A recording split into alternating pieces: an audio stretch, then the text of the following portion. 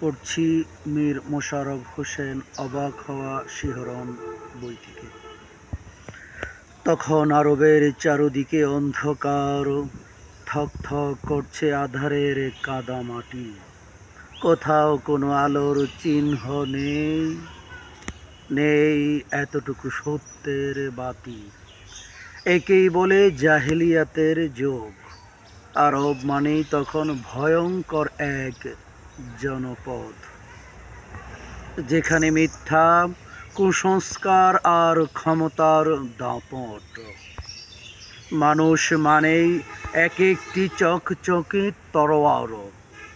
হিংসা, হিংসার বন্য প্রাণী, আতঙ্কিত দুর্বল মানুষ।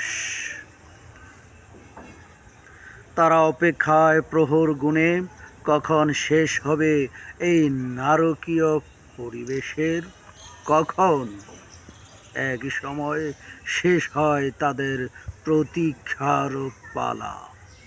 মহান আল্লাহ তো দয়াময়, দয়ার সাগর। তিনি মানুষের কল্যাণ চান, তিনি মানুষকে সবচেয়ে বেশি ভালোবাসেন।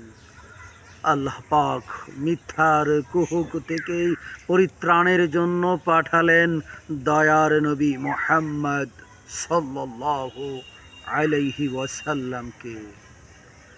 মানুষ সৃষ্টির সেরা, আর মানুষের ভেতর সেরা মানুষ নবী মুহাম্মদ সাল্লাল্লাহু আলাইহি ওয়াসাল্লাম। যখন নবী এলেন দুনিয়ায়, তখন বদলে গেল পৃথিবীর চেহারা। আর যখন তিনি নবুয়ত প্রাপ্ত হলেন, তখন তা চারদিকে বয়ে গেল পূর্ণিমার চাঁদের এক অসীম জোয়ার। কেমন ফকফকা, কেমন উজ্জ্বল ভরপুর।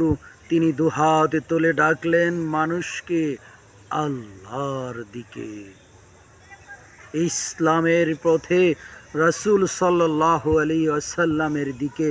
শুধুই কি ডাকলেন, তিনি বুঝাতেন সত্য আর মিথ্যার প্রভেদ, ভালো আর মন্দের ফারাক। বুঝান পুরস্কার ও শান্তির বিষয়ে আশায়। যারা বুদ্ধিমান তারা ভাবেন, আর তবে দেরি কেন, এই তো সময় বটে সত্যকে গ্রহণ করে পুরস্কার লাভের। যারা সৌভাগ্যবান তারা একে একে ছুটে আসেন মিথ্যার মায়াজাল ছিন্ন করে আলোর পথে, সত্যের পথে। তারা পিপাসিত, তারা তৃষ্ণার্ত। কিসের পিপাসা? পানি নয়, শরবত নয়, একে বলে এক পিপাসা।